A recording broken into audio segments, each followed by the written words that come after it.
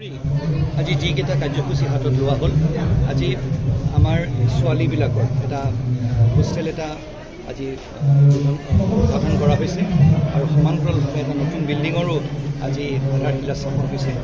আজি পোনপ্ৰথমতে মই মায়ং আঞ্চলিক মহাবিদ্যালয়ৰ প্ৰতিগৰাকী বিদ্যাৰ্থী তথা যি কাৰ্যকৰ্তা সকলোকে মই মোৰ আন্তৰিক ধন্যবাদ জনাব বিচাৰিছোঁ, শুভেচ্ছা শুভকামনা জনাব বিচাৰিছোঁ।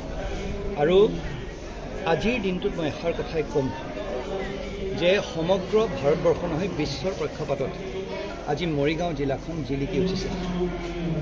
নানান ধৰণৰ নতুন নতুন সম্ভাৱনীয়তা আহিছে। আজি অকল ছেমি কণ্ডাক্টৰ ইউনিট বুলিয়েই নহয়, যোৱা এডভান্টেজ আছামৰ 4টা দিনত দেখিছোঁ প্ৰায় 1800 কোটি টকাতকৈ অধিক নতুন ইনভেষ্টমেণ্ট আমাৰ জিলাখনলৈ আহিছে।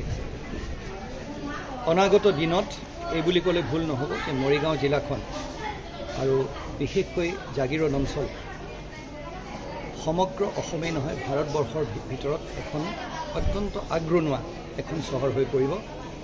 আমি গুৰগাঁও, নবী মুম্বাই বা বান্দ্ৰা কুৰ্লা কমপ্লেক্সক আমি যে পিছ পেলাই যাম তাৰ সেইটোৰ মনত কোনো এটা কোনো ডাউট থাকিব নালাগে। এই সম্ভাৱনীয়তা মই নতুন প্ৰজন্মক আজি মহাবিদ্যালয়ৰ সপ্তাহ উপলক্ষে মই তেওঁলোকক ক'ম যে এই সুযোগ তেওঁলোকে গ্ৰহণ কৰিব লাগে।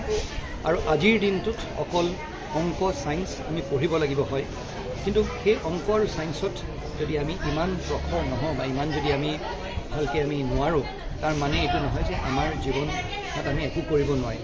যি কৰোঁ ভালকৈ কৰিব লাগিব। আৰু আমাৰ আজি নিজৰ অসমতে আজি বহু সম্ভাৱনীয়তা আছে। অকল চাকৰিয়েই নহয়, তেওঁলোকে উদ্যোগ হাতত ল'ব পাৰে, এজন সুন্দৰকৈ এজন এণ্টাৰপ্ৰেনৰ হ'ব পাৰে। তেওঁলোকক সেইটো মই সেই দিশটোতো হৃদয়ংগম কৰিবলৈ মই তেওঁলোকক অনুৰোধ জনাম। আৰু আজি এই শতিকাৰ যি সম্ভাৱনীয়তা অসমত বিশেষকৈ আমাৰ জিলাখনত যিখিনি সেইখিনি সুযোগ তেওঁলোকে পাইছে, সেইখিনি যাতে তেওঁলোকে আঁকোৱালি লয় আৰু জীৱনৰ তেওঁলোকৰ যিখিনি আশা আকাংক্ষা আছে সেইবোৰ অতিক্ৰম কৰি তেওঁলোকে যাতে আগবাঢ়ি গুচি যাব পাৰে আৰু তেওঁলোকে যাতে নিজৰ ভৱিষ্যত উজ্জ্বল কৰিব পাৰে, এই মই কামনা কৰিলোঁ। আৰু বিদ্যালয়খনৰ আজি এই বিদ্যালয় সপ্তাহ উপলক্ষে তেওঁলোক সকলোকে মোৰ শুভেচ্ছা শুভকামনা আৰু অভিনন্দন জনালোঁ।